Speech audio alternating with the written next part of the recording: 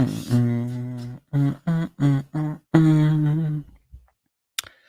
podcast. How about this? Back for another episode. Start off your week here with a whole big old show going on. We got a big old show, including Diddy and his friends rushing to settle in the wake of over 120 lawsuits coming together in the wake of his arrests. So we'll talk about what's going on with Diddy and all his crazy friends there.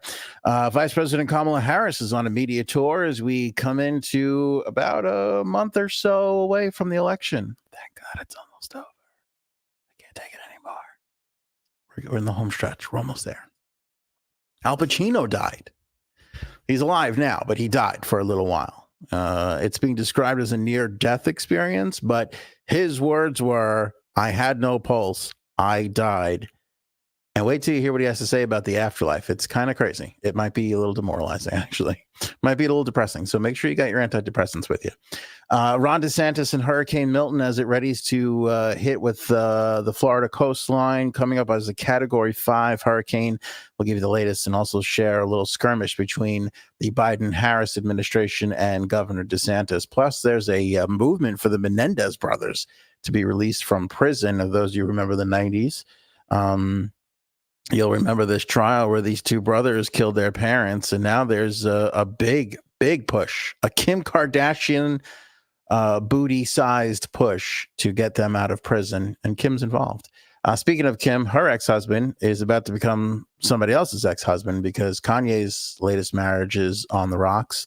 You know those Spirit Halloween stores that are popping up everywhere? There's going to be a Spirit Christmas store to follow. I know. And there's this absolutely absurd, just total nut bar treasure hunt that has been going on since 1993. It has come to a close. It is a pretty lucrative treasure hunt. I mean, you'd probably think to yourself, I'm not going to follow some kind of crazy. What if it was a $165,000 treasure hunt? If you could walk away with that money, would you follow it then? You probably would. All that and more coming up on this episode.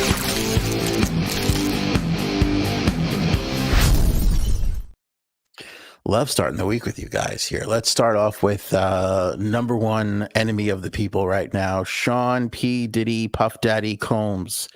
Last we left off, the great Tony Busby, the lawyer down there in Texas, filled us in. We played some clips for everybody of all of the lawsuits that he was compiling together, over 120 people he was going to be representing, and that number of course is going to grow as we go here. That's going to get a little bit bigger as we continue to move along in this insane saga. But Busby is back telling TMZ that some celebrities have opted to settle already. So out of this list of celebrities that I think we're going to get a lot of names being named here. Again, maybe not this, I shouldn't say maybe, definitely not this week. Probably not next week, but eventually we're going to find that some of these victims are just flat out not going to want to settle, and you can't get mad at this kind of stuff. Listen, some of them are going to want to settle. Some of them are going to want to have the other person admit to it, pay damages, be hurt financially. They were hurt. There was pain inflicted on them with the abuse. They want to try and inflict that pain back. A lot of the times monetarily is the only way they can do that in the court of law. So they'll do that. Or maybe not the only way, but the way that they feel comfortable with. Sometimes it's going to be, I want to see that person rot in prison, so there'll be criminal charges that'll be involved. Not sure if all of these are going to be, some of these I'm sure are going to be criminal. Some of these are just going to be civil suits coming from Tony Busby. We'll have to wait and see.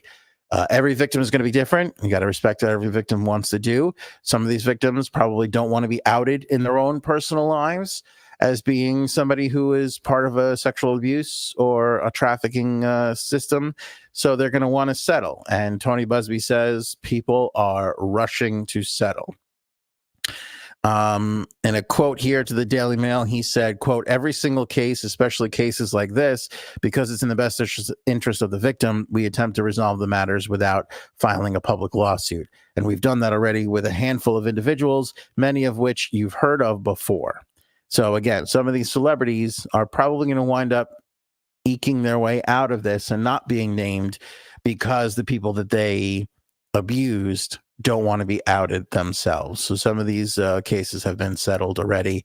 And as much as that stinks for us, again, the bloodthirsty public who wants to know, find out who these friggin' animals are, you got to respect the victims and what they're going through and what they've been through. So Busby, though, by the way, is confident that a lot of these lawsuits, including most of the 25 minors, he will start to file those relatively soon. So again, there's going to be some names coming out here. I'm sure of it. Is it going to be every last name? Probably not. And you listen, you might have somebody who did this to 4, 5, 6 people, and maybe 3, 4, 5 of them are going to settle. And there's going to be that one person who's not going to want to settle and is going to want to see their name get dragged through the mud. And those people are going to take these people to court. So don't lose faith in it just yet. I know that that's kind of a hard thing to accept, but I feel like I maybe mentioned this prior to this episode. If I didn't, I was fully expecting this kind of thing to happen. It's just the way it is. People are going to settle. There's nothing you could do about it. I mean, that's really it. That's really it. And again, Busby, I like this guy. I like the cut of this guy's jib because he says, quote, if you were in the room, if you participated, if you watched it happen, if you didn't say anything or you helped cover it up, in my view, you have a problem. A lot of people saw this activity going on. A lot of people allowed it to go on and said nothing, didn't intervene. All of these individuals and entities have exposure. So I think this is the right person behind this driving force to get these these victims justice. I think he's going to go after every last person, entity, bank, cleaning service, baby oil supplier, you name it. Looking at you, Costco. Looking at you. Kidding, I know Costco doesn't sell the baby oil. Combs, by the way, in jail since September 16th. So we're coming up on a month in prison. Somebody had me hysterical laughing in the comments the other day. I have to go back to, I highlighted this one comment. Hold on. I spit out what I was drinking at the time. Timothy, a member. It was a good member. Timothy D wrote and said, prison guards are getting sleepier by the minute at the Brooklyn Detention Center. Diddy won't make it to the trial, most likely. Yeah, that's pretty funny to me. The prison guards are getting sleepier by the minute. Yeah, as soon as those prison guards nod off, that's usually when the cameras short circuit. Usually when the prison guard changing of the guard changes, and we get somebody who missed the shift change by a few minutes and all that kind of shit. So we'll keep our eye on it. I think next episode we're going to go into Diddy's Ghislaine Maxwell because he's got one of those. So again, if you're here for the Diddy stuff, come back. Make sure you're subscribed. Make sure you become a member. For as low as $2.99, you can support the show. You can join now with the link in the description below. Actually, before we go to the next topic, I want to encourage everybody and let them know that it is October and it is Stillbirth Awareness Month, all month long. Speaking of link in the description below, we have a link to donate to the Star Legacy Foundation. This is something we got hooked up with from our own J Sabs, who lost her firstborn to stillbirth. Diana Hope was her name. This wonderful nonprofit organization is dedicated to reducing pregnancy loss and neonatal death and improving care for families who experience such tragedies. We are a community of families, health professionals, researchers, policymakers, and individuals dedicated to helping every pregnancy have a happy ending. Did you know that here in the United States of America, the richest country on the planet, about 21,000 annual stillbirths and additional neonatal deaths happen in the United States every single year, and each one of those cases are preventable. JSABS does a lot of work behind the scenes to spread the awareness of that. And in October, we bring it to the airwaves here in the AOA podcast. So if you have a couple of bucks scrounging around your pocket, click that link in the description below. We would appreciate it if you could send it over to the Star Legacy Foundation's way. It'll be donated in the name of Diana Hope, JSABS first, and that means the world to us. So thank you if you've donated in the past or this year. We so appreciate that. And if you plan on donating, again, our appreciations all around. Kamala Harris, Vice President of the United States of America, is going around on a huge media tour, massive, massive media tour. It all started with Call Her Daddy, one of the biggest podcasts in the world, certainly the biggest female podcast. It will continue with The Late Show with Stephen Colbert. She was on 60 Minutes as well. As I understand it, she'll be on the Howard Stern show tomorrow at some point, not at his regular time. I think she's doing it in the afternoon as she's just kind of running her way through the entire media machine, and quite intelligently, by the way. You know, I watched this morning because Call Her Daddy was released, and I watched this morning as CNN and MSNBC and Fox News responded to a podcast getting the scoop. And let me tell you something, it burned all their asses, like especially CNN. CNN had a burnt asshole this morning over this. They're so pissed off that a podcast, because they still look down on podcasts. Meanwhile, Call Her Daddy is probably bringing in quadruple the amount of money that CNN is. And now CNN, listen, CNN is a powerhouse. It's a tank. So is Fox News. Fox News is even bigger than CNN. And then you have MSNBC and you have all the other ones. They're big time. They're 24-hour news networks. You can't argue with that. Call Her Daddy is an hour-long podcast. I don't know how long they do. I don't know if they do one a week or two. I don't know what they're up to right now. But whatever it is. But when you go by the hour, 1 hour from Alex of Call Her Daddy is probably worth nearly half a day plus prime time on CNN. And it's basically herself. I don't know how big her staff is now, but it started with 3 people. And they're pulling in the kind of money that CNN wishes they could pull in. And the overhead for CNN is considerably larger. Now, they both have a place in our society. We can't exist without CNN or Fox News. I know what people are going to say. Mainstream media, and come on, give me a break. Well, they're still supporting reporters. I mean, real reporters who are breaking stories out there. So that's a big deal. That's important. There's a place for that. But this whole air of like, we're CNN, we should be getting the president, and bupkis. It was a smart move to go on Call Her Daddy. Why? Because CNN exists in a world of sound bites. Podcasts exist in a world of, I want to hear this and I have some time to spare. I mean, that's why you guys are here, right? We've got some time to spend together. There's so many of you that spend the full hour and a half. Sometimes we go 2 hours on this show, and you guys are here from start to finish, and I love you for it. Love you for it.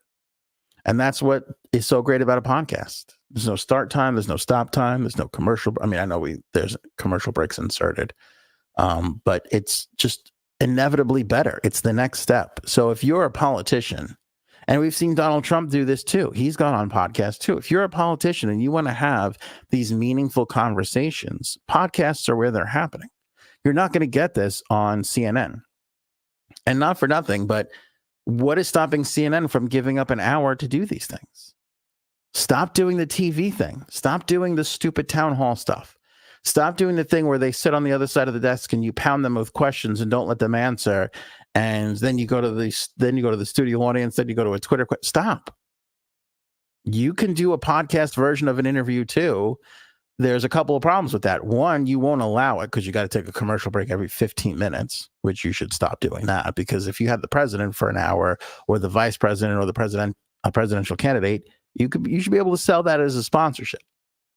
And two, there's no talent that exists on these networks that are as good as some of the podcast talent that's out there. You know, I mean, say what you want about Call Her Daddy, and I have some critiques for her, but it was better. I would trust her more than Don Lemon. I would trust her more than, Wolf Blitzer or Anderson Cooper. I mean, I think Anderson Cooper's talented, but, I don't know. Hannity, can we trust? Would you trust? See, I wouldn't love a Hannity Trump interview because it's just going to be how much smoke can I blow up your asshole fest, Whereas a podcast I think could be a little bit more. Although I will say this podcast class that's ruling right now, a little soft on these candidates, a little bit. If you remember, and I'll never forget this, it was Mark Maron and WTF that first had President Obama. When Obama decided to go on Mark Maron, that was a huge day for podcasts. President Obama put podcasts on the map when he decided to go into Mark Maron's garage and record an episode. That was a big deal. That was a really, really big deal. So, Mercury's making me laugh. Where's Baba Waba? Yeah, I mean, just those days of, even Oprah. I mean, Oprah's still a powerhouse, don't get me wrong. But those days of like, oh, it's Oprah or bust, those days are over. Those days are over. Now, did Kamala do Oprah? She did. But where is she going to get more mileage out of? I'm sitting here telling you it's going to be Call Her Daddy. She's going to get more mileage out of the Call Her Daddy episode. They have the pulse of the youth of America.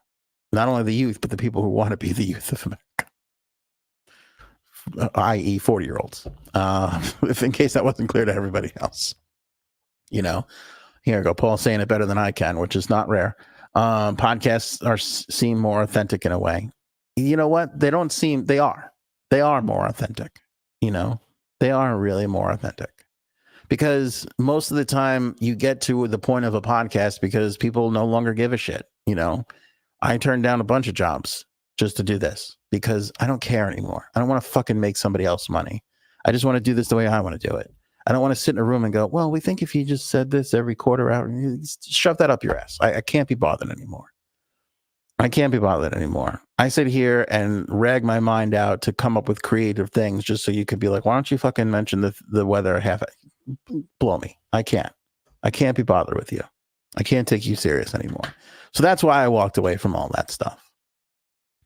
And rightfully so. The last person who was trying to get me back onto radio just lost their job unceremoniously after years and years and years of being in the industry. So, it's not an easy gig, and there's no reason to flock back to it. Look at this. Jay Sabs has joined us. Of course, we're talking about women and women's issues. And of course, the woman on the show has to show up. Go figure. I mean, obviously, here we go. Jay, always me. I'm a lib.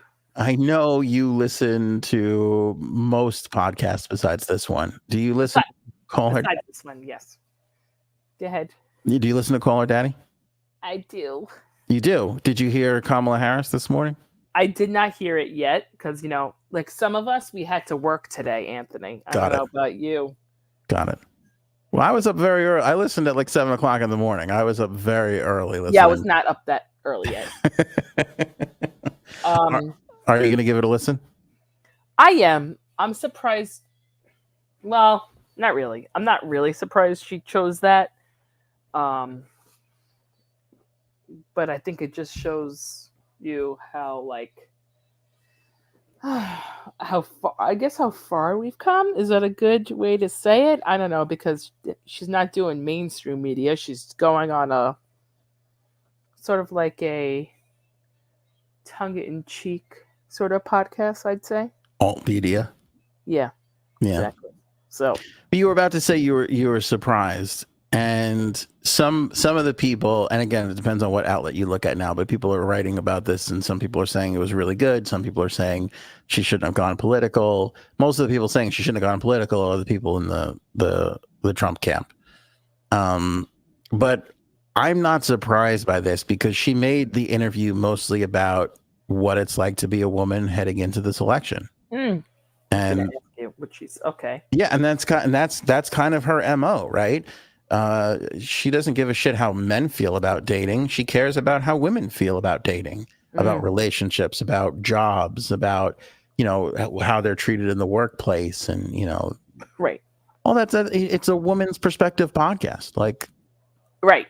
For the first time in a really long time, we got a shot at seeing the first woman president. Why wouldn't she do this? Right. No, I agree. And I thought she did really well. I got news for you. I thought Alex did okay. I didn't think Kamala was spectacular. She was good. It was fine. I didn't learn anything on that show that I did it before. Yeah, and that I fault Alex with, because you gotta work hard to find those questions. Yeah. You got to put the work in for that. I saw a piece where she said she did like she wrote the show like 3 or 4 times trying to figure it out because she was supposed to go to Vegas to do it. Yes, I saw that, and then it got canceled. And then it got canceled, and she just kept on working on the questions. And it's like, you know, you gotta, I don't know. I would just, you gotta find that. Oh, I wasn't expecting that question, or that's a really good question. You know that Kamala does not has a list of questions, you know, a list of things I won't answer or will not talk about this, you know? I wonder if she dictated the questions. Let me tell you something. I wouldn't be surprised either way. I wouldn't be surprised if they were all Alex's questions, and I wouldn't be surprised if they were like, hey, you got to submit the questions. We got to make sure, you know. Right. That's the whole thing. Yeah, I wonder. I couldn't tell you either. I think, and it's been my experience that both are very possible. Well, thank you. Yeah, but I listen. It was a good conversation. I think about most of this stuff through the eyes of my mother, my wife, and my daughter. And what about me? and Where am I in this equation? You're fourth. If I gotta be honest. Thank you. As far as the important women in my life, here it is. It's my mother, my wife, my daughter, J Sabs, and Frankie C. Those are the 5 most important female women. Yeah, in my life. Let me tell you something. Your daughter's a big fan of mine. Is that right? I would watch what I say. I would choose my words. Oh, she loves me. Is that right? Ask your wife. I know my son loves you. I know you tell me that all the time, that he's obsessed with you. Let me tell you something. I didn't even ask him for a hug the other day. He came right as I was walking, pushed his head right into my side boob.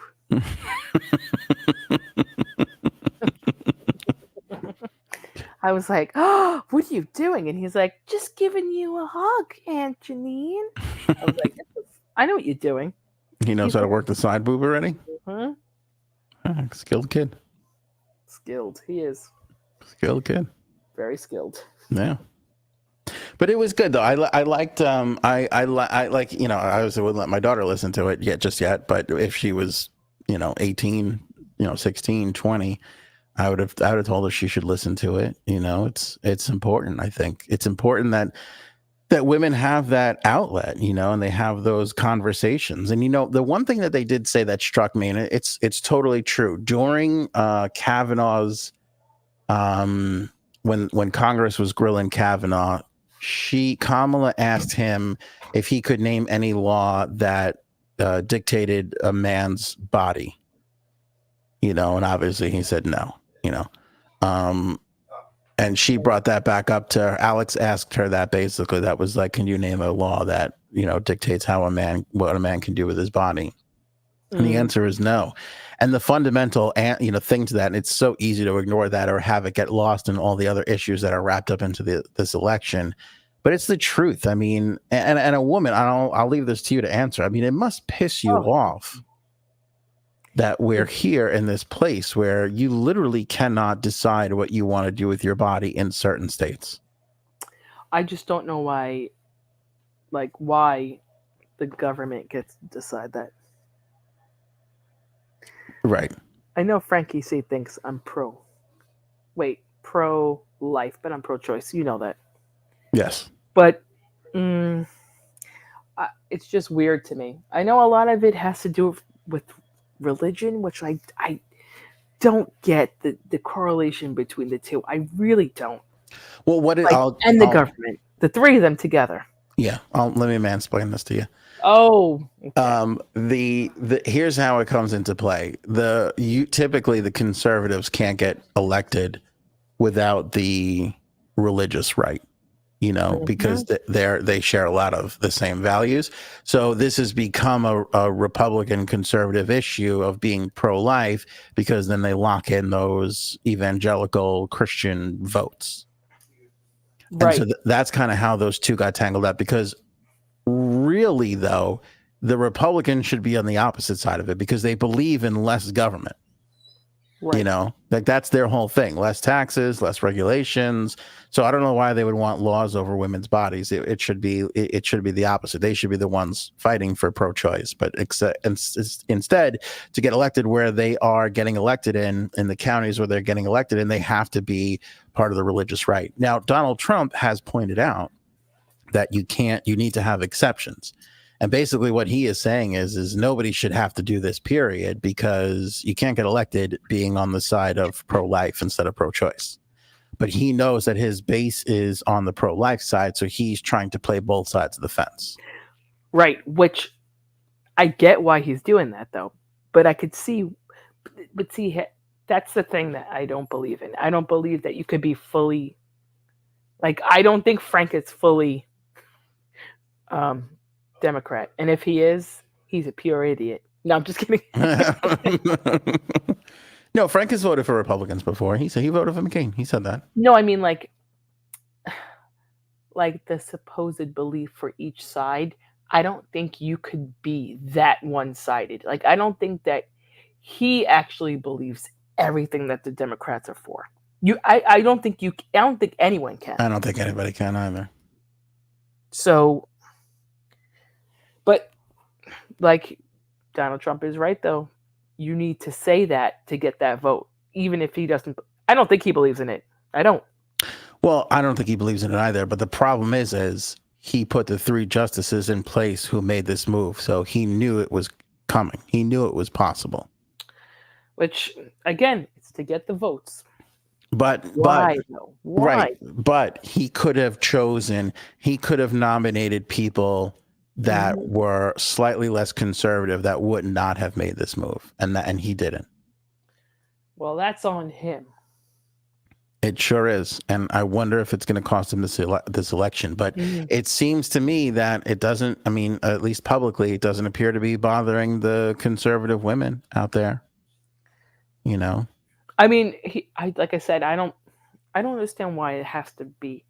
Like, why can't you have a Republican that is pro-choice? Because they won't allow it, right? Because they won't get it. So it's interesting that you said that, because Paul Ryan did an interview. He was the former Speaker of the House, and he was a rising star. I want to say he was somebody's VP nominee for a while. Okay. I don't know if he actually got to run for vice president or if he lost in the primary. I forget. Somebody will catch it in the comments. But essentially, he was like, I can't win in my own party anymore. He's like, they're so far to the right, they're so crazed and so MAGA, and MAGA is just a current thing. If it wasn't Trump, it would have been something else. You know, it was the Tea Party before it was Trump. Like, they've just gone so crazed to the far extreme side of their party. He's like, a good conservative person who has some moderate values can't make any noise. Right. And I mean, Paul Ryan's not really all that moderate. He's pretty conservative, but he's not conservative and crazy enough for them. These bloodthirsty people. Yeah. And I'm not saying that there's not people like that don't exist on the left either. But see, that's the issue. See, what's being theorized right now is you can't win a primary without going to the most extreme part of your party. Which is so weird, because like I said, I don't really think that there's a lot of people who are actually like that. I don't. There's not. But the only people that are voting in primaries are the crazed people. So if you want to even get on the ballot, you got to go to the most extreme side of your party. That's why we're only getting the craziest rights and the most liberal lefts, is because that's the only thing making it out of the primaries these days. Okay, well, that's weird.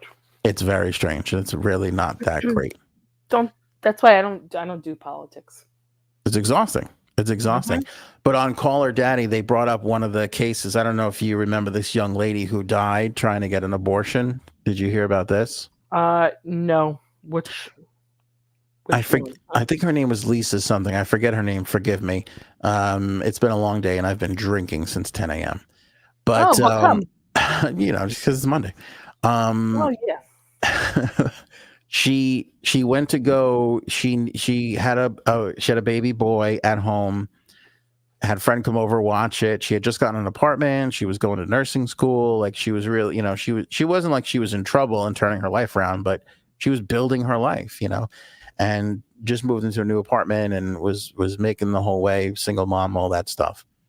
She gets pregnant, and she goes, there's some complications. She goes to the hospital. They agree that they need to have a procedure, but she's in a state where abortions are illegal. So they decide to treat it with medication instead of the procedure. She takes the medication for a couple of days. She starts to have complications. She starts to bleed again some more. She goes back to the hospital. Now, here's where I thought Kamala really shined. This was the most interesting thing that she said. When you're talking about abortion, Donald Trump campaigns on exceptions, right? So did Ronald Reagan. He takes his whole playbook from Ronald Reagan. So there's no abortions except for in the case of incest, rape, whatever, right? There's a couple of exceptions. And one of those exceptions is the life of the mother is in danger. Right. And I've heard that for years. And Kamala really put it into focus on the Call Her Daddy podcast, because she said, think about how that works in the real world. You, as a doctor, have to let your patient become so ill that their life is in danger. Instead, so let's say there's 4 steps in dying. You got to let them get down to that last step before you come in and say the mother's life is in danger. When probably back in step 5, if I treat this here now this way, she will be okay. And they just waited too long and she died. So that whole exception for the mother's life, and it's so true when you think about it, you have to let them. When you have the ability to save them, you have to let them get to the point where they're so ill, you feel like their life is in danger. That's a shitty place to be. Now I'm sitting there and I'm listening to 2 women discuss this, and I'm like, I would be burning the whole fucking country down if I was a woman right now. I would be so angered by this. Like, nobody is having these same conversations about men. And this whole thing is totally acceptable based off of half of the country right now. I don't know. It infuriates me that a woman is going to go to a ballot and vote for a Republican this time around. I don't understand it. Spoken like a true lib. No, I'm just kidding. It's true. It's dumb. And I mean, add on top of it, the former president's wife is out there with a book talking about how wrong this is. Mm-hmm. That was just 3 days ago. We played that clip of Melania saying women should have the right to choose what they do with their bodies. Well, that is true. And I still don't get why it's like the government's decision. Like, again, why is it even still an issue, though? Like, why are we going back there? Because he nominated 3 conservative judges, and he knew this was going to happen. Everybody knew this was going to happen. I mean, listen, people said this was going to happen. I never believed it. I never thought that they would just pick this up out of nowhere when nobody wanted it. Mm-hmm. And then he's come up with this fallacy of like, oh, the people wanted it to go back to the States. Nobody was saying, let it go back to the States. Everybody was happy with this one ruling that we've based everything on ever since. And just, it doesn't have to be a law. Don't repeal it. Let it be as a ruling that we just base everything on. And everybody was fine for 50, 60 years. Yep. Until all of a sudden this happened, and now we're back in this whole thing. It's just dumb that you have to be for a certain issue just because you're a Republican or just because you're a Democrat. Yeah. When you truly aren't. Well, I feel like most issues are not that big of a deal. Listen, in an election, I feel like you're going to vote for a candidate and you might only be there with them 40%, 50%, 60% of the way. Mm-hmm.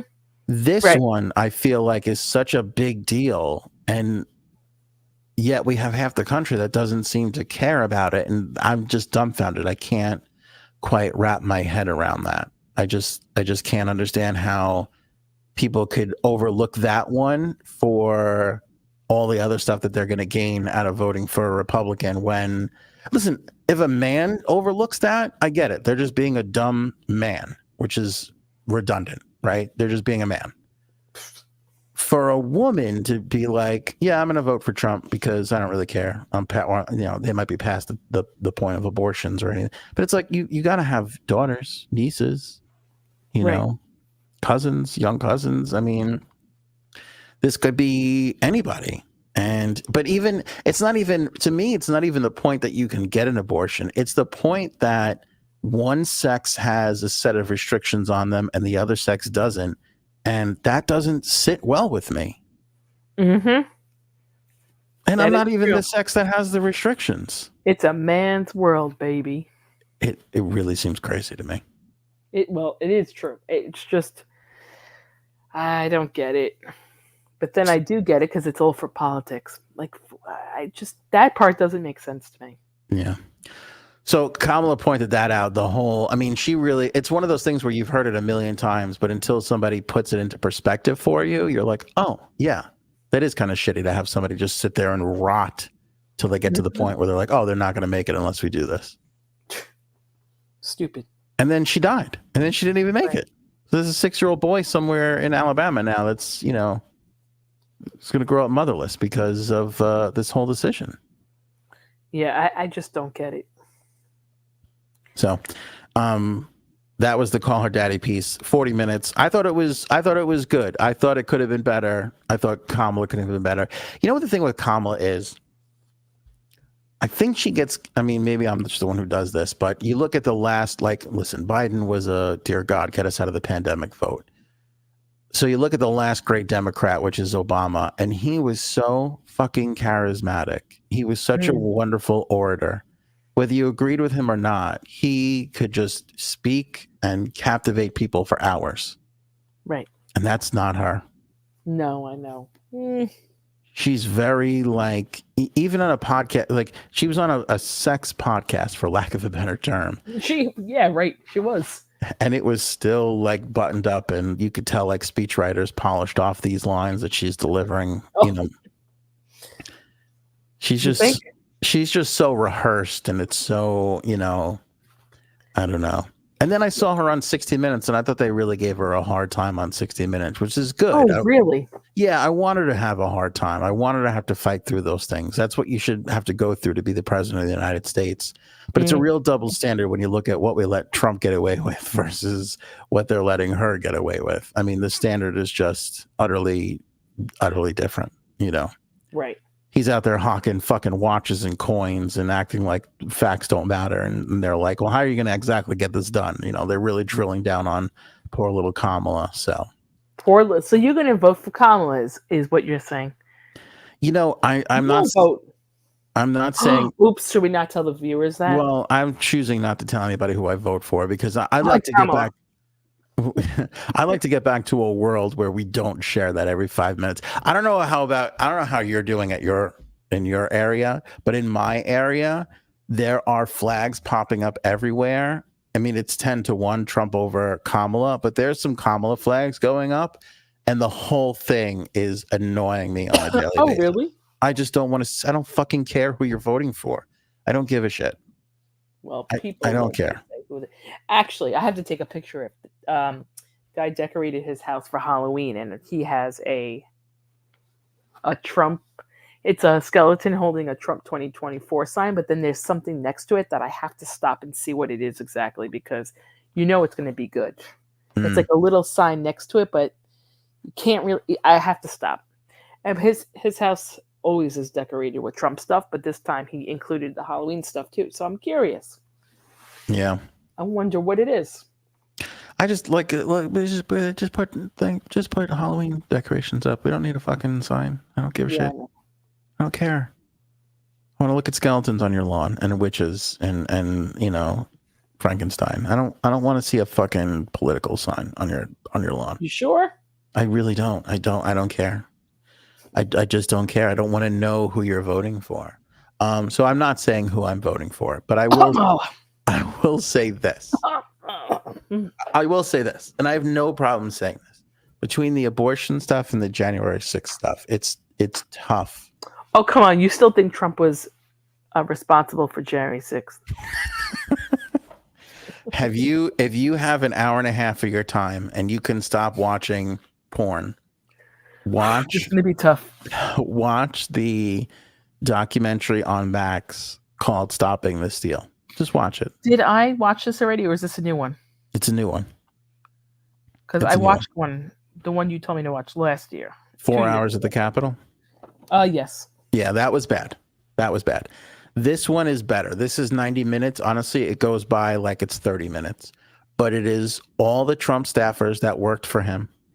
Yep. It's all the Republicans in the legislatures and in the state governments, the governor of Arizona, so on and so forth. It's all these people, and they just all share their experience of what happened. And to this day, there still has not been one iota of evidence presented by Giuliani, Trump, or anybody else to prove anything that they've said. And they've been just walking around. I mean, you work with children, you work in the school. It's like when a kid's lying to you and you just let it go because it's like, all right, they're a kid. They're never they don't understand what they're doing. We've been doing this with an adult 70-year-old man for 4 fucking years. Ooh. And it's kind of ridiculous. I get that he is going to drill for oil and slash regulations and do his best to bring the economy back. I get it. Do I want to pay less for bananas? You bet I do. But at a certain point, I mean, it has to mean something. The whole thing has to mean something. Yep. You are correct. I don't know how you turned me into Frank. I'm going to go ahead and blame Frank on you. I know, because you're really getting like Frank. I don't know what happened. I used to be Mr. Down the Middle guy. And now all of a sudden, but it's true though. I struggle. I have a hard time. I love my Republican friends. You know, you, the other guy, and his brother. I love you guys. I just don't. I feel for you because I feel like you don't have anything really to stand on. What? You serious? I do. I feel like there's nothing really there to stand on. Cutting, tax cuts and all this and that stuff. We've been through it already. I just don't see it. I'd love to be there for you. I would have loved. Who said I'm a fucking Republican? Your husband texted me when I checked in with him to make sure he's okay still. I text your husband every day to make sure he's alive, right? Oh, that's what it is. Okay. Every day I check in with him to make sure he's okay. Make sure he's getting fed. Make sure he's, he's got a pulse. What is this guy doing? Are you still alive? Yeah, I'm okay. Yeah. Al Pacino died? Al Pacino died for a couple of minutes. Now, let me guess. It was due to COVID. It was. You kidding me? No, I swear to God. You didn't know? Oh, he's the biggest fucking lib in the world. Okay. He's not really blaming it on COVID, though. He's blaming it more. So he got COVID. He's 84, by the way. He's fucking old. But doesn't he have the vaccine in 5 boosters? I don't know if he said he was vaxxed or not, but he got it he got it early. He got it in early 2020. So this is pre-vaccine, and they gave him a bunch of steroids to fight it, which is what they were doing in those early days. And he said that was it. At one point, he goes, here's the quote. "What happened was I felt not good, unusually not good. Then I had a fever, and I was getting dehydrated and all that. So I got someone to get me a nurse to hydrate me. I was sitting there in my house, and I was gone like that. I didn't have a pulse.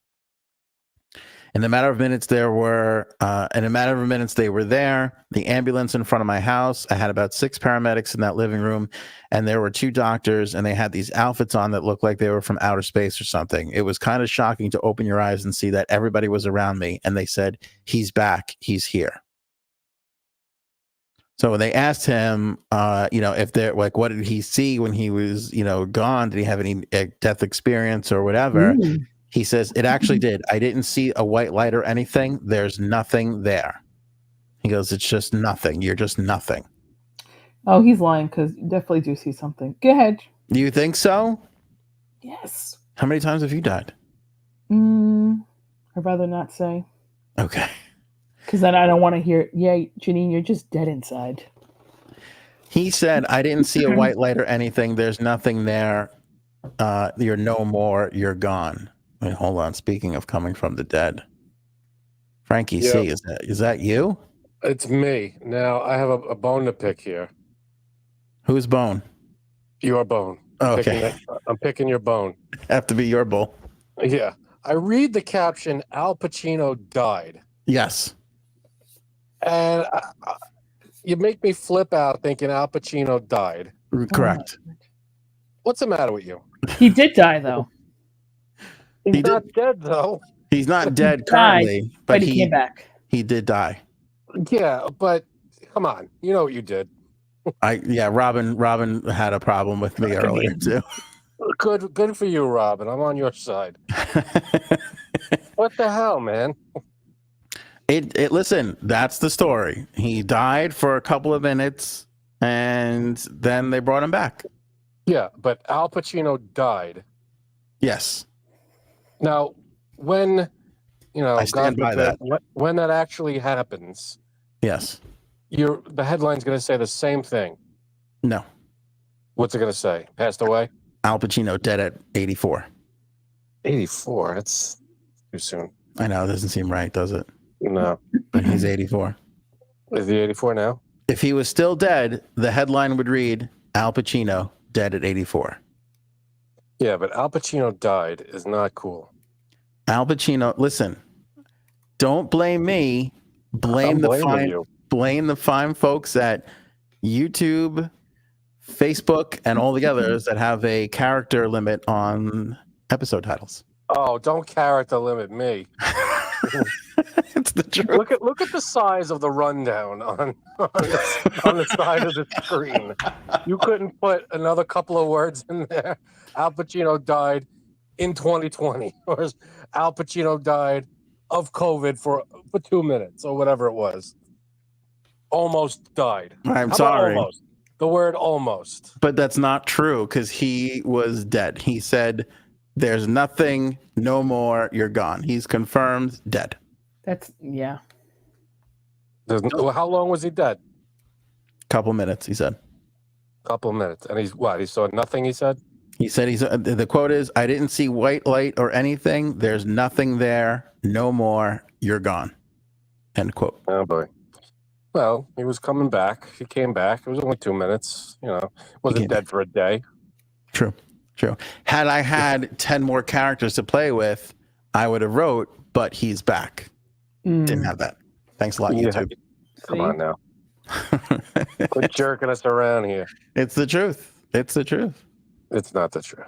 I didn't steer anybody wrong. You click into the episode, you stay with us, you would have found out that he's got a movie coming out. I think Paul hit it on the head here. It's called clickbait. You clickbaited us. I might have almost even killed Robin's mom. He said, you made me freak out my mom. I'm sorry. Yeah, you see what you're doing? Do you see what you're doing to people? I'm so sorry. All right. So sorry. As long as you realize what you did. I did nothing wrong. I blame YouTube. No. I blame YouTube. Look at that. Yeah, DJ Shenanigan, momentarily dead. Momentarily that's 12 letters I could not fit. How about Al Pacino dead ? No, because that assumes that we don't know what's going on. We know what happened. He died. I rest my case, Your Honor. I feel pretty good. How about you get rid of Al and just say Pacino died / returned? I don't know. You know what you did. Look at the size again. Look at the size of the rundown. You're killing me. That's like the biggest rundown we've ever had. We got a lot of stuff to get to still. There's a lot of stuff. First of all, if he really died, that would be all the episode. That would be the whole entire title. And we would talk about nothing else. Yeah, granted. And it would be a whole show of us going, remember when he did this? That was awesome. Yeah. That's the whole show. That would be the whole episode. And I'm here for it. God forbid when that happens in 20 years, when he's 110 or whatever, however old he is now. I saw no light, but I saw a great ass. There's no light. Greatest. Yeah. Aaron C. with the line. Now, so let me say here. All right. So Al Pacino, he died. So he actually died. He died. Yeah, he died. It was early COVID, 2020. Early on, they gave him steroids. Things were not going well. He did not feel right. Next thing you know, done. Out. All right. And then they revived him right on the scene in the hospital? Yeah, in his living room. They revived him. They had the doctors showed up, nurses show up, all these people, paramedics, they show up. And they brought him back. And they said he's back. They said he's back. The return of Al Pacino. Look at this. Aaron C is here now. This was supposed to be a solo show. All of a sudden, we got a full panel going on here. This is amazing. Well, when you put out clickbait, it was not. You're going to get people clicking in. It was not. I got a clickbait to get the co-host. That's the only way to get us. Aaron C, do you have a blind top 5 on worst Al Pacino death moments? Yeah, right. No, I'm just wondering if between this and your Princess Catherine hoax, are you worried that you're going to jail? No. And that was a joke, and I fully stand behind that joke still. That was a... But that's 2, Anthony. 3 strikes. Go to jail. Yeah. When are we going to start trusting you again? That's my question. My question is why have you trusted me from the beginning? Yeah, right. That's on us. Kind of an idiot with a t-shirt. I feel like you should put your trust in something else. All right, that's granted. I'll give you that one. Who told you that? Oh, this guy with a t-shirt. Yeah, I'm pretty sure he's got his own t-shirt, so seems legit. Got all his ducks in a row. It's a real podcast. Yeah, he's got those sound things on the wall behind him, which seems pretty legit. Not like anybody could buy those things. Yeah, they're at $20 on Amazon. Little sticky pads on the back of them. Yeah, you know. The sad thing is I am going to find out somebody died before everybody else, and then you're right, Aaron. No one's going to believe you. Yeah, we're going to put the story out there, and then suddenly TMZ is going to run with it, and they're going to get all the credit. And then you're probably also going to spell the name wrong. Yeah. Oh, see, yeah, that's a sign that I got it. That's me. It's the name spelled wrong. See, I was going to say Bird died next, but Bird already ruined that. You see?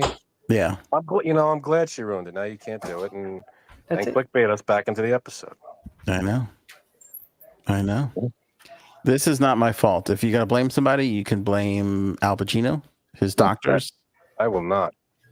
The people who give him EKGs, and YouTube for putting a limit on character for titles. Ooh-ah. Yeah.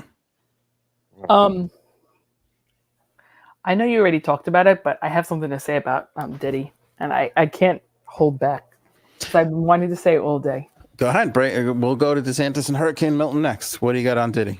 Okay, if it's that he's dead, we know that that's not true. Diddy's not dead. He's not dead. Breaking news. But according to Timothy, the guards in the Brooklyn detention center are getting sleepy. So that is breaking news. Mm-hmm. So you could write like dead, and then when you could click it to the podcast, he's dead guilty. Is that clickbait? That would be clickbait. We would never do something like that, Frank. That's poor taste. That's crossing the line. Got it. So I went down a wormhole, and basically Ben and Jen did not last because they knew that Diddy this was gonna happen, and Ben did not want to be a part of this. So he was like, "See ya. I don't want my name in this. Bye." Interesting. So you think that's why he split? Yep. Wow. Because she was willing to work on things. Where'd you find that out? I can't reveal any sources. I can, but then I'll do a clickbait. I'll do it on the next episode. There you go. That's how you do it. Good job. Good job, J Sabs. Say let J Sabs teach you how to clickbait. Al Pacino died. It's too up. It's too on the nose. Well, to be fair, hers is more of a tease than a clickbait, but okay. Yeah. That's really interesting, J Sabs. I had not heard that. Yeah, and it makes sense. It makes sense because I think that they knew that. I think she was questioned. And I think she was questioned by the feds, and Ben was like, "Yeah, bye. Like, I'm done. I don't want to have to be associated with him in any way. So we're over." In the chat, it says he was shown a tape. Did you hear that? No. Mm. Oh wait, is that the tape from inside the club, or I don't I know. think it was Jennifer Lopez's "This Is Me Now" movie, and from there he was like, "I'm out." He was like, "That's it." hey, I watched some of that. Was You it did? good? I did. It wasn't bad. Really? I really did. Oh, I heard bad things about it. So we shall see. Robin Yeah. says Ben didn't like them apples. I like that. No, he Right. did not. It's an interesting little, is this a theory or are you No, saying there's that- some truth behind this. I think, yeah, I really do. I don't think this is like really far fetched at all. I mean, the timing matches up, right? Because Cassie already spoke out when they started to hit the rocks. By that time, I mean, most people knew this was coming if they knew Diddy. Yep. How close is JLo to Diddy, or was she? How close were they? I mean, they dated. Oh, Yeah. They dated for years. You know, Right. they dated for years. If I did, I forgot. Because I she can't keep was track. there the night that he shot somebody and he blamed it on somebody else. Mm-hmm. And somebody else took the rap for him in that club. So that was like 1997. Yeah. Oh, Well, man. didn't she go to Ben the first time after Diddy? Wasn't Ben did. first? No, she got married to somebody else right after that. Somebody whose name I don't even remember. I remember it being really, really fast because she wanted the attention off of her and off of that. And also she didn't want Diddy thinking that they would ever get back together. And it was so funny because like, I think she like stalled on his name. You know, they were like, she's like, I'm Mrs. Oh God, who am I? Because it was so fast. What? It was the backup dancer. I don't know. He was bald. I remember that. He was either him or what's his name? Oh, his name just went away from me. Mark Anthony. Mark Anthony, right? She was married to Chris Judd. Yes. So for a while, she was J Judd. Yeah. That's amazing. Cool. Yeah, that's right. He was her dancer. Yep. Wait, she was married to Johnny Noah from 97 to 98. So wouldn't that be post Diddy? I don't. Because that I never shooting heard was of in, him. that shooting was in the 90s, wasn't it? Maybe it was like. How many times has this woman been married? Because that one, it says she was married in 97, divorced in 98. Chris Judd, she was married in 2001 and divorced in 2003. Then she was with Mark Anthony from 04 to 14. Then Ben Affleck from 22 to 24. So that's 4 total. Yep. Bird is also claiming to have been married to her at some point. Oh, I believe that. It was going to come out when she ran anyway. Well, it's definitely possible. I think you definitely got something there, because why would he want to be a part of any of that this time around or the last time around, you know? Right. Wow. She was also engaged to Ben Affleck before and engaged to A-Rod. Oh, you didn't know this? No, just a lot. I mean, it's just like, you know, it's just a lot of like, I know she's like 50 something, but still, that's just a lot of intense relationships or whatever, or marriages or whatever. You know, I wonder if the A-Rod thing broke into this at all too, because she was engaged to A-Rod and they were going to put in a bid for the Mets. Yep. And then a month later they split. Like that didn't make any sense to me. Well, the Mets have been known to ruin a lot of relationships. That's true. That's really true. It's a volatile team. It's not Jenny from the block. It's Jenny's been around the block. Am I right, Christella? Hi-yo. Hey-o. Oh, she was with him from 1999 to 2000, Diddy. So it was right before she married the backup dancer. So it was Judd. So it was after the first marriage and before the second one. Mm-hmm. Got it. Okay. I don't know. I wouldn't want to be JLo right now because again, you hear this other guy, Tony Busby, this lawyer, and he's coming after everybody. So she's got to know something. She's got to know something. When is all this coming out? This said that there's a bunch of names that are going to be coming out. Yeah, I mean they have to be. I mean, it's just going to be. The story on this episode was that they're starting to settle. People are rushing to settle. Right. And like I said, you can't blame those victims. If they want to settle, they're going to settle. You know, some people are going to want to fight and out these people. Other people don't want to out themselves. So, you know, is what it is, kind of a thing. But all right, J Sabs, I like the theory on Ben didn't want to deal with her bullshit that's going to be coming up. Yeah. Yep. Because it definitely is. There's just no way, especially that she was in the thick of it in the 90s when he was at the height of his popularity, when he was caught in the shooting in the club. And, you know, so definitely that stuff was going on back then. Oh, 100%. 100%. Yeah. How could it not? It's impossible. It didn't just start in 2005. You know, it's just, there's no way. There's just no way. Yeah, I mean, these parties were like every time, I don't know how often he had them, but they were always like pop news, you know, all the Diddy's white parties. So I don't know how long those go back. Yeah. Oh, for a long time. There goes my dream of ever going to a Diddy white party. I know. You know what Cuddles said to me the other day? She goes, why did he even have to do this? Like, why even do this? Like, I know. What's He's a rapper. Yeah, like you're on top of everything. Like you need this. You need to do these things. Honestly, it's what the hell are you thinking? Mm-hmm. It's just kind of crazy. Like what does it take to be happy? You know, I mean, get a good steak and a bottle of wine. Fucking put on a show. You know, go out dancing for a little while. Go home. Like I don't understand when ass rape becomes a part of the whole thing. And it's like, you know, whoa. Let's not go that. Okay. Yeah, it's a big leap. I'm just saying. When the time comes where it's like I'm gonna need 50 more bottles of baby oil, it's just like, all right. I mean, maybe take a step back and reevaluate what you're doing. Yeah. Ow. Ooh. My Yeah. butthole just tingled thinking about it. Go ahead. Oh God. All right. Let's go over to DeSantis and Hurricane Milton. So this is a Category 5 hurricane right now. Did you see there was a meteorologist? This is kind of going viral. Who started crying? I felt so bad for him. You did too. Puddles did too. There's this guy. He just starts crying in the middle of talking about this hurricane. Why? And then Did I'm he have, like, people there? Is he doing this on purpose? I don't know. Did he have people there, Janine? No, he was talking like he was a green screen in the back. So no, but I know. But was he like? Is his family in the path? Does he know people? Oh, he didn't say. He didn't. Yeah. Oh, he was. No, he's just a very sympathetic guy. That's nice. Don't just fucking give in to her. He was an old guy. That's why she's all about it.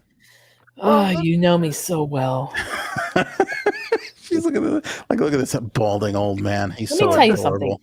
It's a sad thing. I have a soft spot in my heart for old men. Okay. Yeah, we know that. The other day, I'm going to tell you what I did. The other day at BJ's, this old man was putting stuff in the back of his car and his bag fell on the floor. And he was like, I was passing him and I said, "Let me get that for you, sir." So I reached down ever so seductively, bent over in front of him, picked it up, and he was like, "Oh, thank you so much." I said, "No problem. Please, I wish I could do more." I was like, "Oh, do you need help loading this into your car?" Right? And then his wife turns around and I didn't even see her. No. You got it from here. I was like, "Bitch, I got your man. Okay, calm down, calm down." Jeez. That's me. I was like, "You're me in about 30 years." Okay, honey. But I truly, I don't know why I feel like I will cry if I see an old man sitting by himself. Oh, forget about it. That makes you cry? Oh my God, yes. Okay. I know I have a problem. He's perfectly happy sitting by himself? No. He just wants to be. I got news for you. He's avoiding his family. He just wants to be left alone. He just wants to feed the ducks. There's nothing wrong with that. All Right, right, and here this- it is. This is from And this pussy comes along, aka me. Go ahead. this is from NBC South Florida's YouTube channel. We thank them for the clip. It's John Morales. He's a Adorable old man. he's a meteorologist. Here, take a listen to him breaking down and crying. It's just an incredible, incredible, incredible hurricane. It has dropped.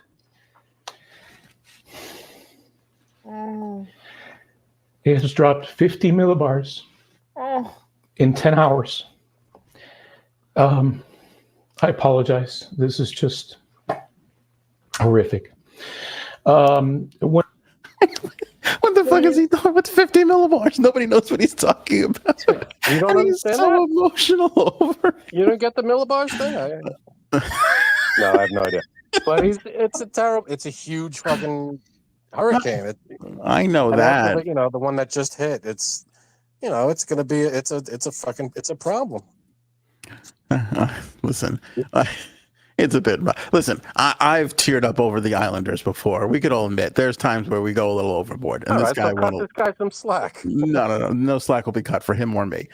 There's times where we get a little too emotional. I get it if people I get it if it hit landfall and a lot of people died. Okay, you can have a little cry, but it's in the middle of the ocean right now. It's not bothering anybody at the current moment, So It looks like it's hitting. Looks like it's hitting stuff. yeah, It's not in maybe the middle of the ocean. It's in the Gulf, right? It's in the It's Gulf in- of Mexico. it's in the Gulf. Yeah. It's in It the looks Gulf. like- Anthony yeah. has 0 millibars of compassion in your heart. Like to me, You're right. I got to up my millibar compassion rate a little bit. You Oh jerk. my god, he's so. Oh, I feel so bad for him. Look at that But gray yeah. hair, J Sabs. Look at it. Oh god. Look at him. And you don't know. Maybe he just got some bad news just before the broadcast. He could be crying about anything. That's probably what it is. That's probably what. Or he's crying over the fact that he had to pee 7 times last night alone. He hasn't slept well in years. You do the same thing. Yeah, I do. Prostate's an issue. I was gonna say poor prostate bastard. Look at him, J Sabs, with his spectacles and his pushed back gray hair and his no tie wearing cream Aw. blazer. He's fucking got an AARP magazine at his feet right now. You just know that came in the mail today. Mm. It's hot. Mm. Sitting there looking at his little weather map, crying his eyes out.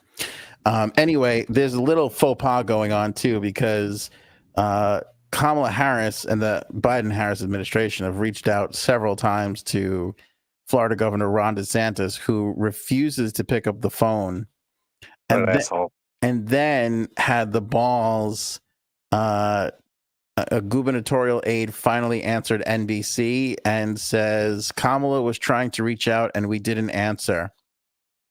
DeSantis told reporters during a press conference just a few moments ago, "No, I didn't know she called me." Like, you're the governor, you don't know the White House. Vice president in the White House is calling you? Come on. That's bullshit. Is that a call that you miss? I'm pretty sure they call an aide and the aide goes, "Hey, the White House is on the phone."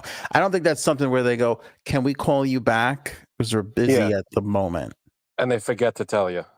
Oh, I had a message. Yeah. The White House called. Yeah. Oh, yeah. And there's a giant hurricane. It's not like it's an out of nowhere call either. You're about to get hit with the biggest hurricane on record. You're probably going to get a call from the White House. Yeah. So It's your job. It's your job to coordinate with the federal disaster response and everything that You entails. put aside political bullshit and you answer the fucking phone. So this goes back to like Obama, when Obama and Chris Christie worked so well together, and people were like astonished. And it's like, no, that's the way it's supposed to go. This is what happens when there's a disaster at hand. Everybody pulls together. You put the bickering aside and you help people. That's the way it works. Now, the guy from, was it Alabama or Georgia? I can't remember. Sorry, I didn't make it to the cough button in time. Still dying. Anyway, he missed Biden's call, and he called him right. He goes, "Oh, I missed his call," and I called him right back, and we talked, and it was a good conversation. He's given us everything we need, which was interesting too, because just hours before that, President Trump was on the campaign trail, and he said that the governors can't get assistance from the federal government. And it turns out that that is flat out a lie. No room No. for misinterpretation. He just looked into cameras and a microphone and lied to people and told them that these states can't get relief when Yeah, they have. Exactly. The governor themselves came out and said that's not true. I Yes. talked to the president and he gave us everything we need. So And he just flat out lied. why on earth he would lie? Listen, I get you're on a campaign trail and you're slinging things and you're framing things to look better for your party and your campaign, but that was a flat out lie in a time where people are without power and getting little dribs and drabs of information. Like, how much more effective would Donald Trump have been in that moment if he said, "Hey, if you need help, go to this go to this website, call this phone number, there is help for you," instead of telling people that listen to him and him only, probably some of these people in the South, that they can't get the power, they can't get the help that they need, and now they're not reaching out and doing anything, and they're sitting there going, woe is me. I mean, it's just a flat out lie that could have really bad could have really bad Impact. Yeah, it's gonna. results. And it's like, I don't know what this guy's fucking doing anymore on the campaign trail. I don't know what he's doing. Welcome to the party, pal. I mean, this is the way he's been. He just lies. I feel like I've been saying this for fucking years, and this is, everybody's surprised that he's lying about something. This is what he does. He'll just lie to make himself look better. I agree with you, Frank, but you have to else. admit that there's a difference between interpreting a truth the way that you and your party need to, like, this is how I see it, or this is how then just saying something that is flat out not true and could have catastrophic consequences. Something that has been refuted moments before and after. Well, January 6th was all based on a lie. Mike Pence could turn this over in a second. No, he can't.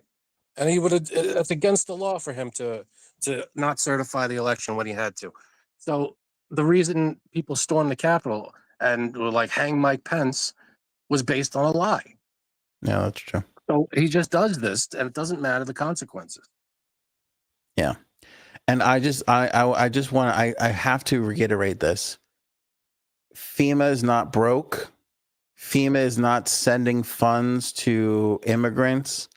They don't have. Listen, I've gone up and down all of this. This has all been debunked. Don't believe anything you hear to the contrary. I'm telling you the truth. FEMA cannot appropriate funds. Only Congress can appropriate what money they spend. Once an emergency fund is agreed to, then they can dole it out. They can distribute it out. That's all FEMA does. FEMA is not a political machine. They have nothing to do with this. The governors of all these states have come out and spoken dead into a microphone and a camera and said they have everything they need to get these people the assistance they need. And yet there are still people out there that want to spread lies and misinformation about this. And frankly, it's not true. Listen, is it a nightmare? Is it a terrible situation? Is it hard to get things to people immediately? Yeah, it's a hurricane zone. It's not going to be easy. But FEMA is not misappropriating funds at all, 1 trillion%. There's no room for interpretation on this. It's black or white, red or green, yes or no. FEMA is delivering aid to people. They were authorized. All they have to do, the federal government has to authorize it. The governors have to declare a state of emergency. FEMA springs into action. It is done. That is it. When Congress voted to fund the government and extend that bill to fund the government, part of that was funding FEMA. It's part of the appropriations bills that get passed. And if FEMA got their money, they have what they think that they can do to get past this hurricane season. And if it turns out that they don't, they will go back to Congress and ask for more. Congress will get into an emergency session if they have to, and they will continue to fund FEMA. There is no possible way that won't happen. In fact, the only president in the last 30 years to deny a governor any sort of money and funding towards a disaster, I'm sorry to tell you, was Donald Trump. This is a shock. Donald Trump was the last one to not give the full amount that a governor was asking for during a natural disaster. These are the facts. If you don't like me anymore, it was nice knowing you. But that is the absolute 100% truth. I have no reason to lie to you. I don't give a fuck if you don't like what I'm saying or care for the answer. It's the truth. They're not giving money to illegal immigrants. It's just not what's happening. It's not what's happening. So that's all I got on that. There you go. Moving along to, thank you, Frankie C. The Menendez brothers. Can you believe that there's a push to get the Menendez brothers out of prison? Well, have you watched the series on, was it Netflix? So I didn't watch the series, but I did review what they're going for. And first of all, Kim Kardashian is pushing for this, which I don't think helps them. But I know she's got a lot. I know she's doing the whole thing and she's trying to get people out of prison. But they're really pushing this whole idea that the father was sexually abusive to them, and all that evidence is coming back to light. And that's what they're using to try and get the courts to reopen this case and look at it more as a self-defense versus they just cold-blooded murder. Right. I mean, granted, the Netflix series is not a documentary. It's actors. It's but if half of the shit in the Netflix series is true, what they went through is horrific. I'm not saying, I mean, I don't know what the right answer is, but none of this came out back. I don't think any of it came out back when this happened, that the father was abusive. So I think it's only coming out now, or if it came out back then, it wasn't widely known. A lot of it's coming out now. If it's true, it's something that needs to be looked at again. That could be a contributing factor to their mental state and all this stuff. So who knows what that would lead to? It's been 30 years almost since it happened. Yeah. So who knows? If they're gonna. I'm sure people are looking into it, and what that will lead to, I don't know. But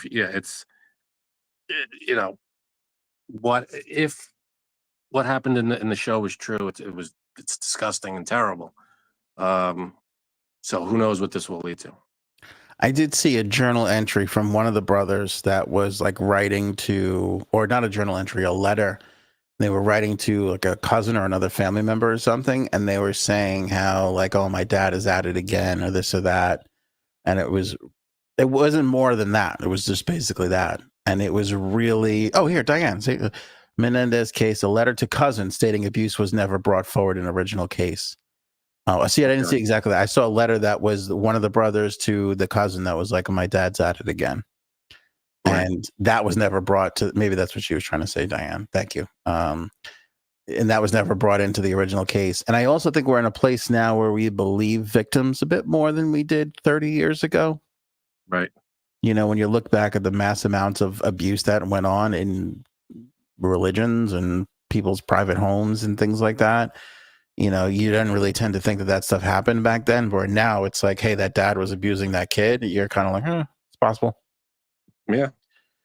So if they wrote about it or there was some sort of evidence towards it, or, unfortunately the mother's not around, but if any other family members were ever told or the brothers knew or whatever, could be that kind of situation where, it was framed a certain way and they didn't have their day in court. Well, just feeling from my experience with it, my family was really hooked on the fact that they were told they were going to be out of the will, and then they killed them. So a lot of people believed it was motivated by greed, because that's true. There was a very small window before they figured that the father could implement those changes. Do you know what I'm trying to say? Mm-hmm. Yep. It's my family were they killed them for the money, and that evidence did not help them. Sure. Yeah. So that was if there's no sexual abuse introduced in the case, and they have this thing where they were told they're not going to be part of the will, they killed them before the father could see the lawyer and make those changes, because the will did say it was them that got everything, which means they hadn't done it yet. The father hadn't made those changes yet. So when you introduce that part, it makes them look like monsters that want money. Right. Yeah, that's probably what everybody was thinking back then. And especially if the abuse stuff never came up, then yeah, of course, everybody's like, oh, it's pretty cut and dry. They just murdered them to get their hands on the money. So that's, I think, if that stuff never came up, that's probably was just what everybody was going along with. And like, yeah, just guilty. That's it. So, but now that they're looking at it again, and we'll see what comes of it. Yeah. The prosecutors at the time said that there was no evidence of sexual abuse, but I mean, clearly, and the family is rallying around them too, saying that that's not particularly the case. So Their family, the Menendez Brothers family. yeah, I guess whoever around the family is like, hey, it's time to start looking at this and bringing it back up again, because they've been in prison for 30 years. It's like it's been enough. So we'll see. Yeah. Speaking of it's been enough, Kanye's new wife, Kim Kardashian Part 2, I forget what her real name is, but apparently she's left him. She's out.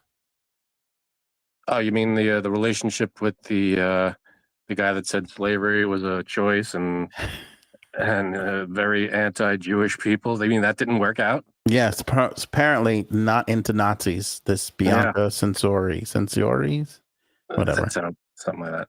Yeah, the relationship with the Nazi didn't work out. Mm-hmm. She did 2 years with him. That's pretty. I mean, that's 14 years in human life and human time. Right. You know? So, yeah, multiple sources with direct knowledge telling TMZ that they have been telling people around them they split up a few weeks ago. And, that their 2-year marriage is heading for divorce. Wow. It's weird because I feel like he just went around being a weirdo and she just went around in crazy outfits, like just trying to show her boobs and her ass all the time. Yeah, and his craziness was already after he did all this crazy like Nazi stuff, and so they got together after that. After he went on his rants and all this stuff. So I don't know what the tipping point for her was. What was the line he crossed? He wouldn't put the toilet seat down. That's really what it did. That's it. You got to watch out for that. She snapped. She's like, the anti-Semitism I can handle. I can't. I got to pee in the morning. It's just ridiculous. Aaron says to me, he cried at a weather report. All right, Frankie. See, it's a big thing right now. Spirit Halloween is out there taking up all the empty stores, trying to sell overpriced costumes. And Spirit, I think Spirit should be around all year round. Well, and just change it, seasonal. Make it a seasonal place. They heard your cries because they're going to try Spirit Christmas after Halloween this time around. Hey, there you go. And then you just stick around, move on to the next holiday. All these stores, every store has a holiday section or whatever. But if you have right after Christmas is done or just before, you start with New Year's and Valentine, you just get into the next one and just restock your store with the next season. I think that would be. I mean, there's always another holiday around the corner. I don't see why that would not be a good idea. I don't know. Just call it Spirit, and it changes with the seasons. It sounds like you're describing Target and Walmart. Okay. And they have a section of them. Yeah, at least a big section. Yeah, that back weird section that just changes every single year, right? Every season. But Spirit Halloween is going to do a pilot Spirit Christmas program at least 10 locations in the Northeast United States. Believe it or not, Frankie, see, one's going to be right here on the island. Hey, all right. So we're looking at Waterford, Connecticut, Dartmouth, Massachusetts, Brick Township, New Jersey, Marlton, New Jersey, Mays Landing, New Jersey, Woodbridge, New Jersey, Erie, Pennsylvania. I'm from Erie, PA. Poughkeepsie, New York, Albany, New York, and Bohemia, New York will be a Spirit Christmas this season. Wow. So just everything Christmas. I think that's good. I like that. I don't see anything wrong with this. And I think it's about time we have a everybody does their share of it, but you have a store dedicated to the holidays. I think that's a good idea. Yeah, it's true, because most of those stores wind up staying empty well beyond New Year's anyway. So you might as well stick around and throw some Christmas trees around there. Stick around, and Thanksgiving stuff. Every month has something, except for I feel like every month has something, right? I mean, yeah. Well, January has nothing.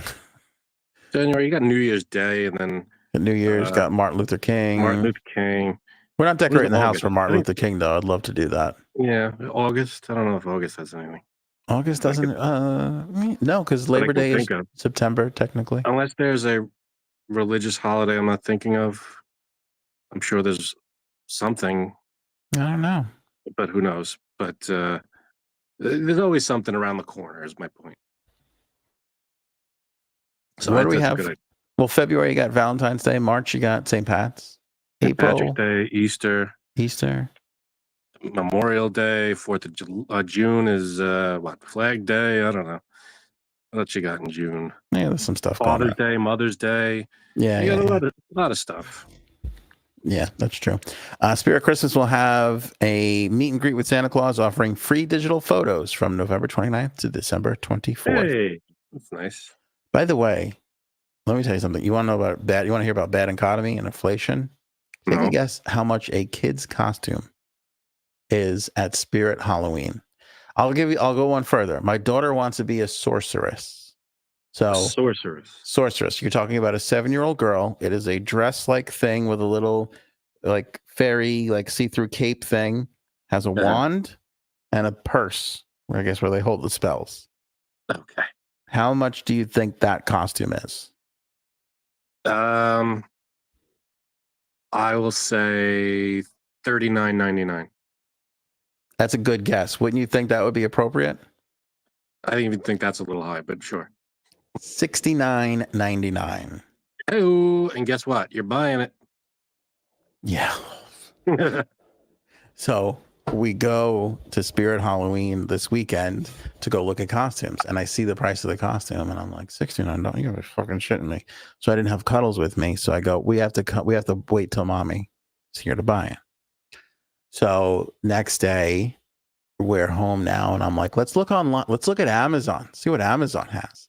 And sure enough, Spirit Halloween is on Amazon, so the costume is there. It's the same price. You'd think it would be cheaper. It's not.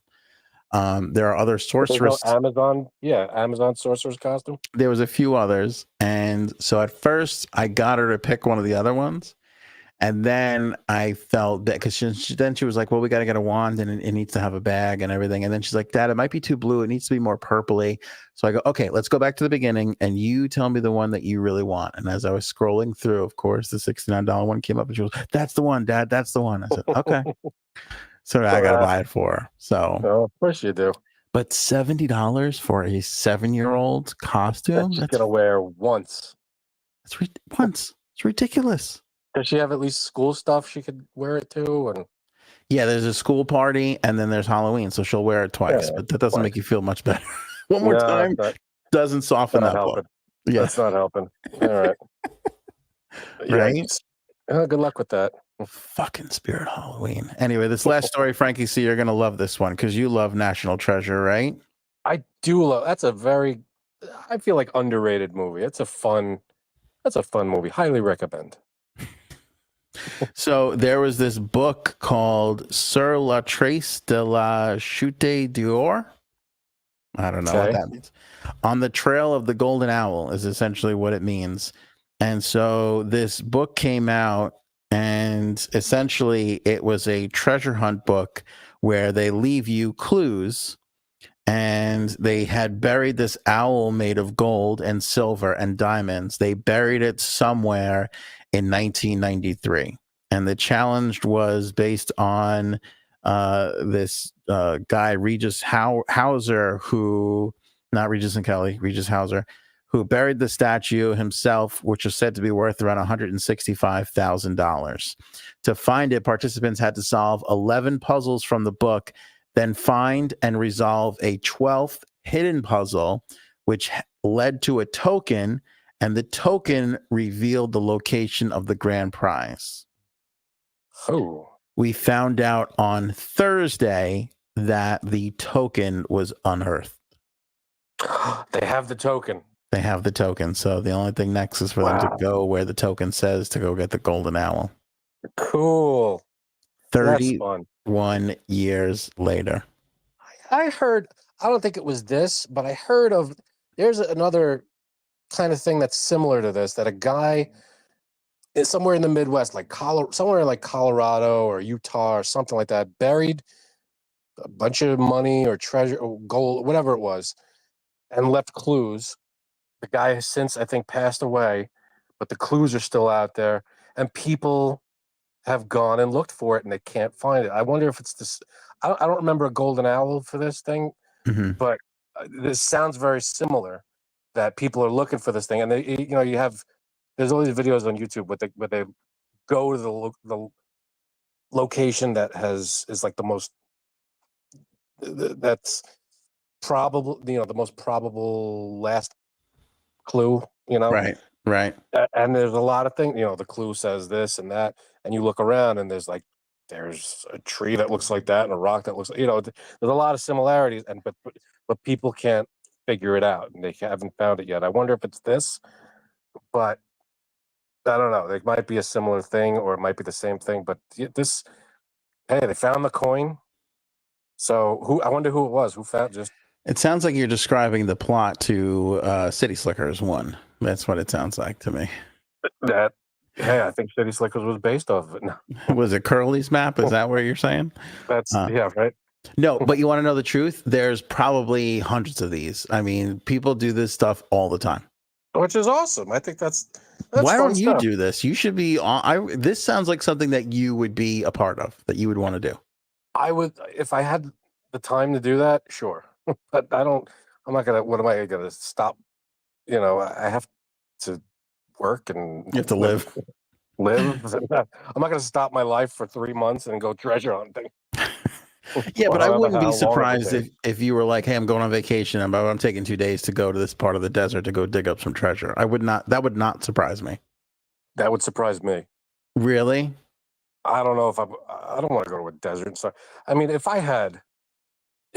you've seen National Treasure? No. Okay. Well, if you had a clue that was as solid as, everything was like, oh, I don't know. And then they find this clue and it's like, holy shit. If you find a clue that's like you're like, this can only mean this. Maybe I'm going, I might check into it. But if I'm going based off of nothing and like internet, whatever, I'm not going. I'm not following internet people telling me, oh, there could be a treasure here. No. Yeah, see, I wouldn't think that you would go somewhere just for something, but if it was close to where you were already going, I could see you doing like a day or so detour.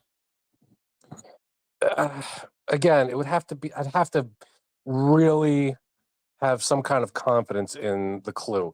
It can't just be a whim, like, I heard a rumor.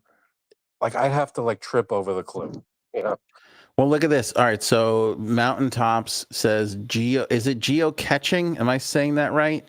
I think it's caching. Is it geocaching? Okay. Lindarella says are you fucking with me? It's hard to tell these days. I think it's caching. All right. Geo is pretty cool. You find cool places you never knew existed. Lindarella says, I have 350 plus finds, but haven't done it in 10 years. I loved it. I've seen a thing on this where people do this all the time. What is that? What's geo? I think that's like kind of exactly what it is, where people just put out these challenges for other people and they go around and they follow the clues and they find the little relics and clues to the next thing. And it's like it's not like a book or $165,000 treasure at the end of it, but it's just like this whole thing where they, people set up an escape room times 1,000. You just solve clues to find the next thing. But it's that's the difference though. If it's a setup thing where I know there's a payoff, like an escape room, I know there's an end to that where I'm not going to be disappointed. I'll escape. Or if there's a treasure hunt where I know there's a treasure at the end of it. But if it's some bullshit rumor that's like, maybe, I'm like, I'm probably not going to look into, I'm not going to waste my time. But if it's like a known thing, like someone buried a treasure and left these clues, maybe. Mm. You know, it'd have to be pretty solid. It'd have to be solid foundation built on that. All right, now is Mercury fucking with us? Geo Cashew? Is that how you say it? No, I think No, that's pretty solid fucking around with us. Lindarella, you should look into it and take your kids because honestly, it's really cool, super easy. You don't need to invest a lot of money. Well, that's good because I don't know if you heard, but I'm down $140 over Halloween already. So, Oh, it was the other costume. oh, forget it. The other one, he wants to be Godzilla and he wants me to be Hong Kong. If he's Godzilla, yeah, because I don't know, he's into Godzilla and Hong Kong, King Kong. Oh, I was like, how are you Hong Kong? Did I say Hong Kong? You said Hong Kong. Because he wanted us to dress up together, and I wanted that too. But between the money and I don't dress up. I do. To see you dressed as King Kong, I'm like, it might be fantastic. It would be like a $230 fucking thing just for fucking just to wear twice. Dude, you're already halfway there. Show everybody your arms. I know. I'm like, I don't really need a costume, kid. I can just pull it off myself. You're there, dude. It's just wear a black, shirt, and you're there.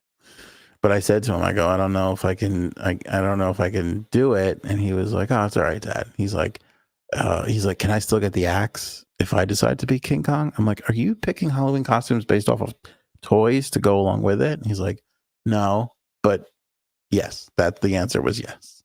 What axe?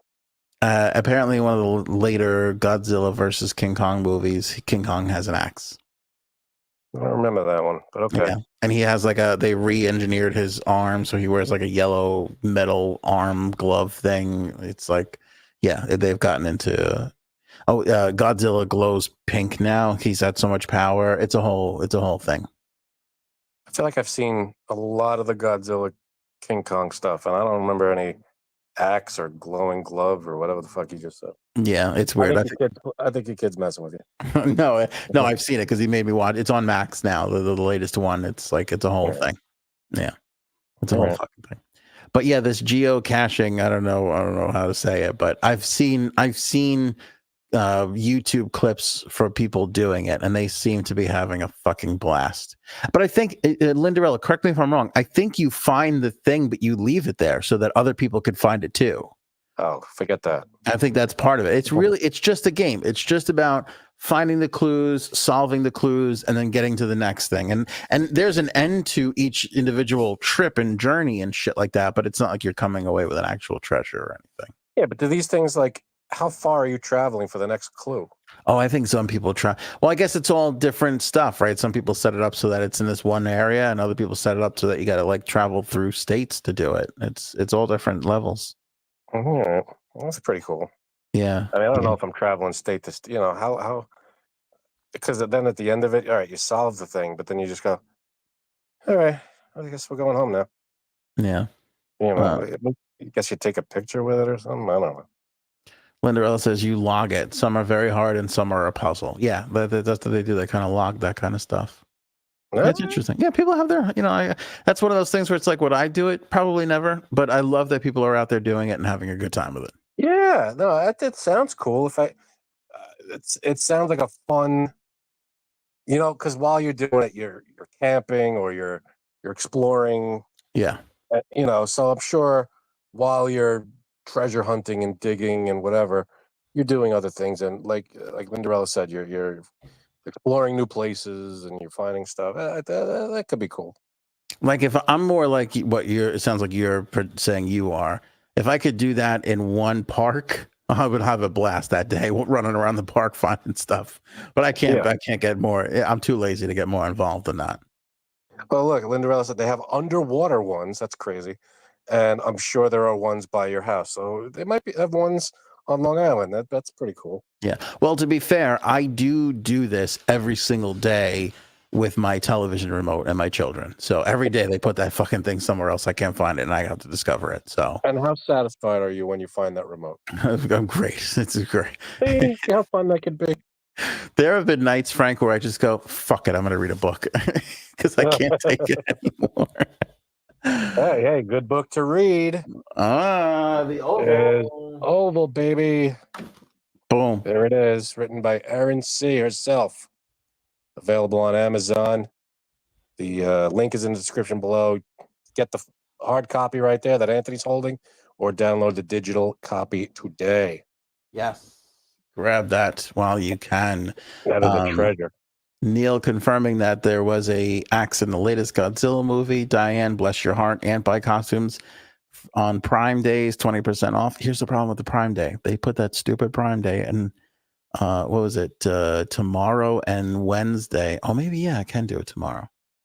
Because it takes these costumes 11 days to get here. And the fucking, of course, the goddamn school Halloween party is 10 days from now, you know? So. You see? So you got to go to the Spirit location and pick it up. I know, I probably do. Fuckers. Yeah. All right, Frankie C. It was great of you to jump in there. Save the end of the show. I like to surprise you. It was good. And we had Jason. It's been a while since we've all been together. It was fun. It was good times. It was nice. Nice. Yes. The only reason I jumped in was because you told me Al Pacino died, but outside of that, it was fun. I thought it was because Jay Sabs and I were shitting on you 3 minutes before you got on the episode. That's what I thought it was. I missed that. I'm going to have to go see that. Then never mind. I'm making it up. It didn't really happen. Good. Excellent. Glad to hear it.